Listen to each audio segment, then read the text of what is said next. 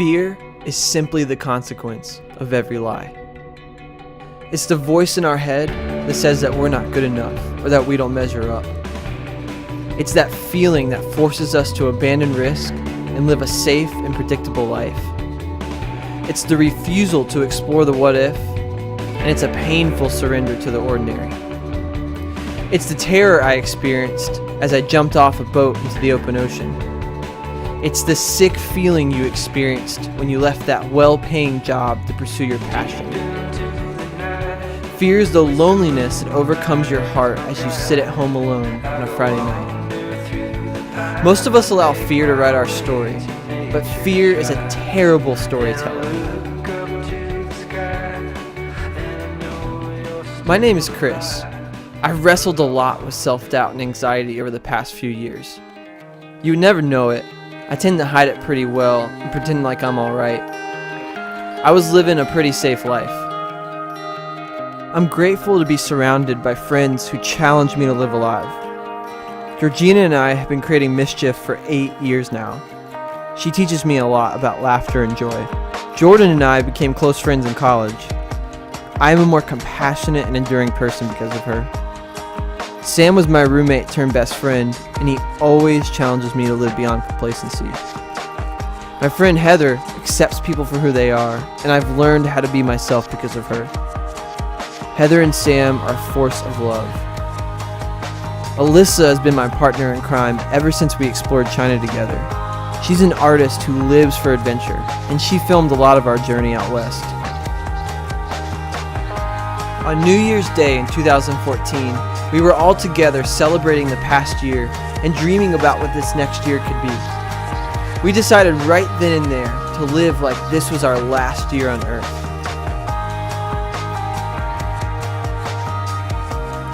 I decided to jump into the deep end.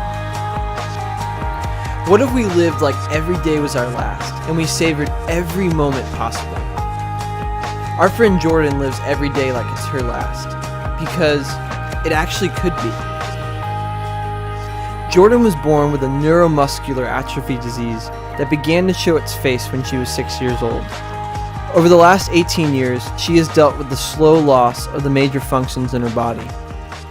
As you might imagine, traveling is quite an ordeal for Jordan. Airplanes are not designed with the disabled community in mind. This was going to make our journey a little more interesting. Be normal. Just act normal.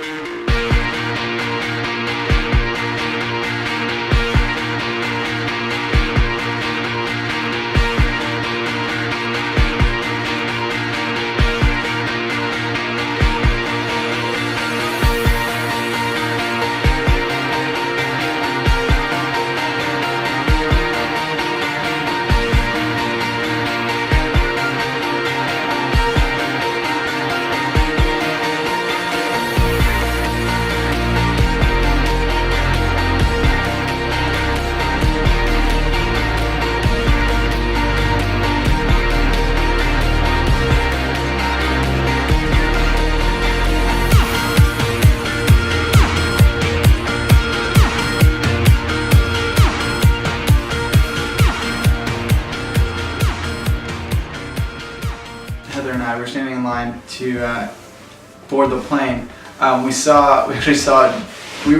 We knew that Jordan and Chris and everyone else had boarded the plane, and we were standing there and we saw Jordan's chair being pushed up from the tunnel and through. They're gonna go put it on the plane, and that was like, I think that was kind of a moment that I was just like, oh wow, like this is happening, like Jordan's in there.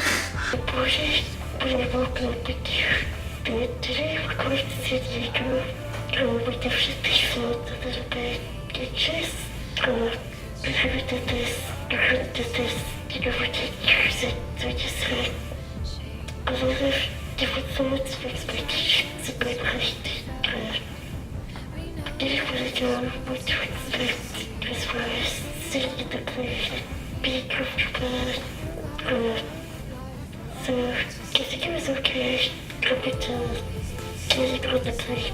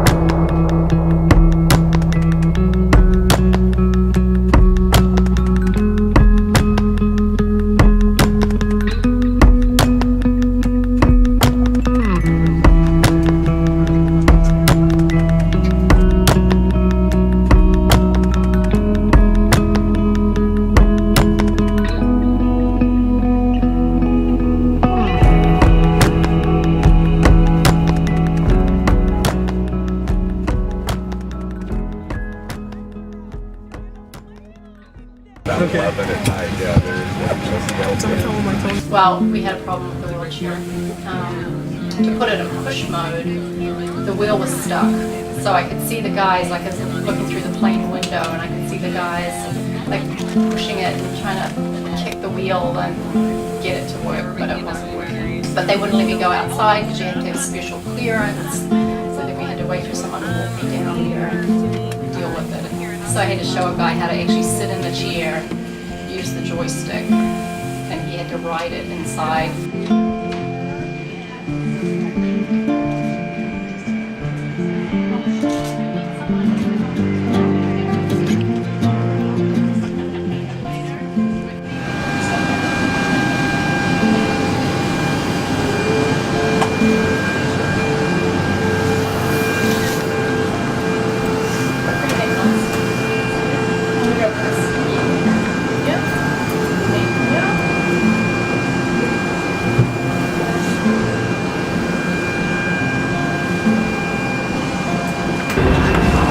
Welcome to San Diego. Getting off the plane in San Diego for the first time was pretty surreal. I just thought about that public for a couple months and just being able to be on the other side of the country so far away from home was such a cool feeling and such a feeling of freedom and excitement.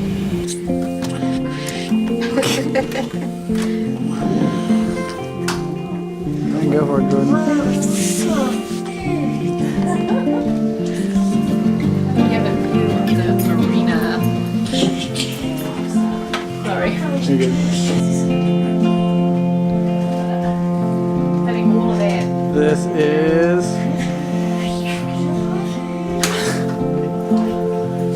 awesome.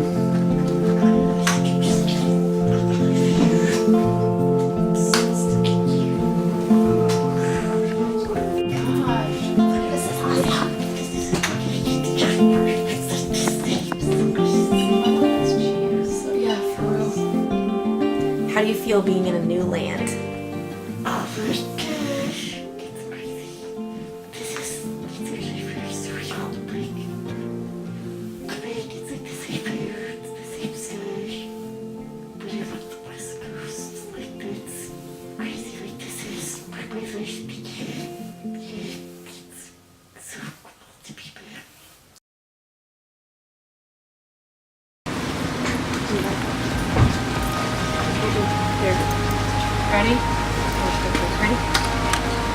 zooming.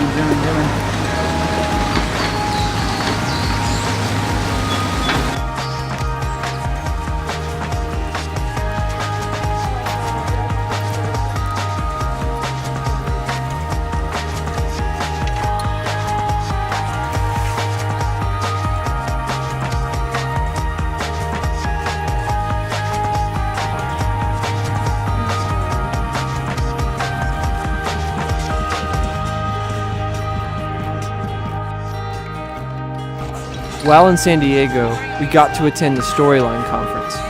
We learned all about what it takes to live a good story, and then we actually got the chance to put it into practice. You're stuck? Hold on a second.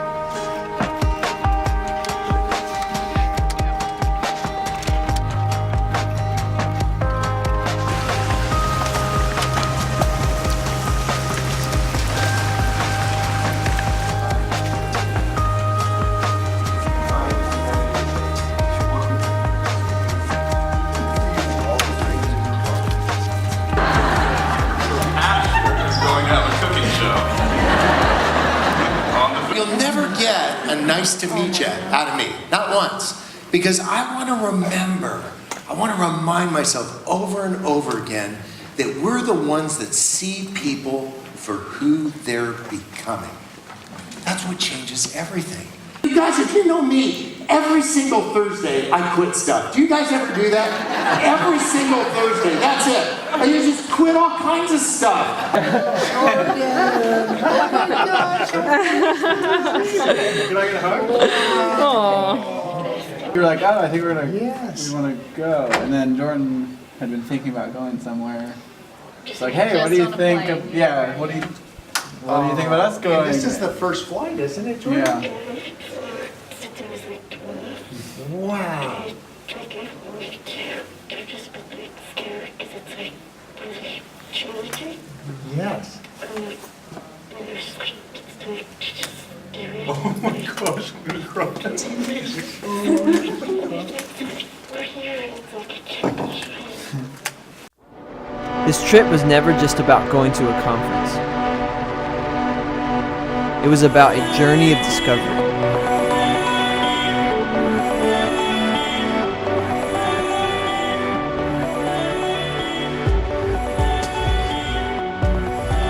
There was so much more ahead of us. Back in 2012, Sam and Heather met in San Diego when they were both roadies for Invisible Children. Their love for one another has been growing since then, and Sam sensed it was time to take the next step. Like most things that are worthwhile, we would need a miracle for this to turn out the way we hoped it would. This whole trip has been about overcoming a couple big circumstances and a million little circumstances. And God always provides. You know what like, the lesson is too? It's just like being the perfectionist that I am. It's just like, no, everything's not going to be perfect. Yeah. It will be good. But it will work. Yeah. You know? So Sam, Hey, did you talk to Heather's dad? I did. How did you feel? I don't know what I was more nervous for. I thought I was getting all the nerves out back then. Yeah. But my stomach's pretty crazy right now. Is it really? A little nerve McGurv, Sam Tor. I'm just ready to do this. Oh my stars, you're gonna wipe her up. Get excited. Woo!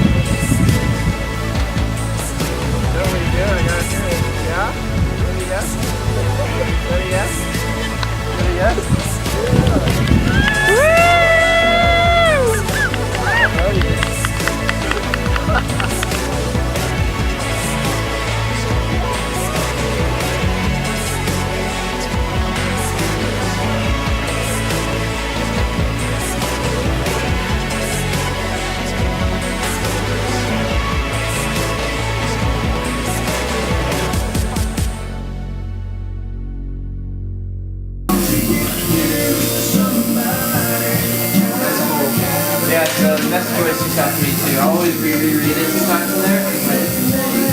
It's made so much. Well, you made it. Now you gotta go get in a bar fight.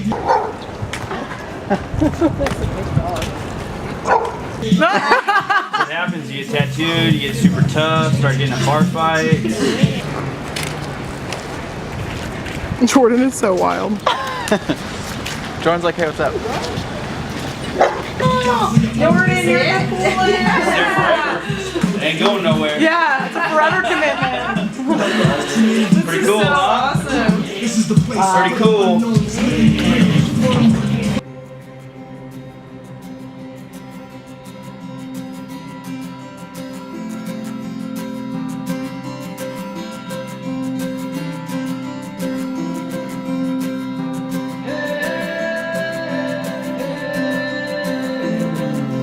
I've been through the desert and I've been across the sea. I've been walking through the mountains. I wandered through the trees for her. I have been trying to find her, wanna give what I've got. She lit a fire and now she's in my every thought.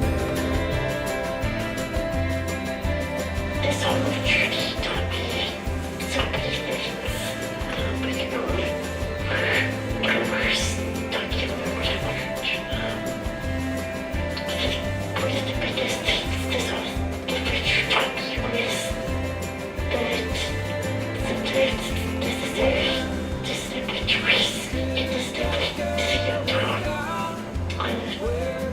There were so many risks and things that I wasn't sure if it made sense, except for all of the people involved. I think all of us could say that so much beauty came out of this trip, so much just growth and understanding came from those experiences and this adventure. I think for me, this was something I feared for so many years, and just trusted to know that you would be okay. Step into the future.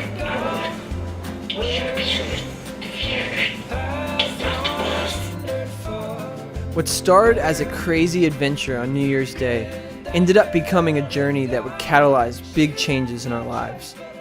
The reality is, life is really hard. We have to choose to fight for the person we were created to be. Out in San Diego, a part of us that died was resurrected. For so long, we had talked about taking big risks, but hadn't actually taken any. And when we took a risk, things got hard. Whether it was Jordan being stranded in a hotel with her broken wheelchair, or being soaked for days in a rare, never-ending California rainstorm, or even my foot that was in desperate need of surgery. As a community, we overcame fear and took a big risk. At the time, it felt kind of irresponsible, and it didn't really seem that big of a deal. But as we settled back in Orlando, we realized that we were completely different people. A new season had begun in our lives.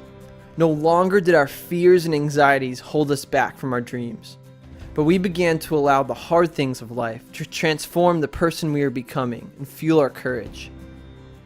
Jordan is still disabled and stuck in a dang wheelchair. We really hope and believe that Jesus wants to heal her.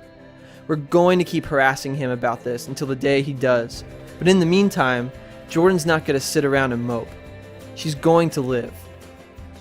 After my surgery, my legs and knees still hurt, but instead of complaining, I'm learning to be thankful.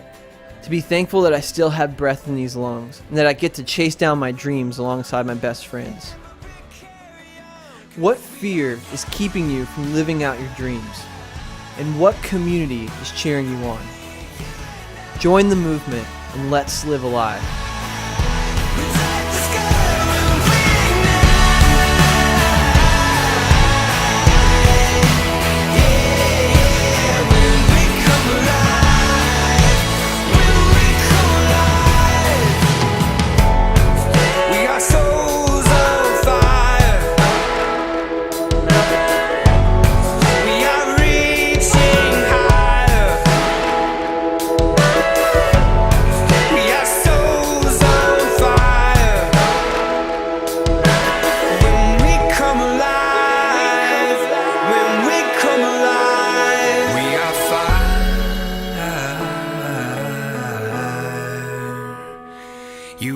I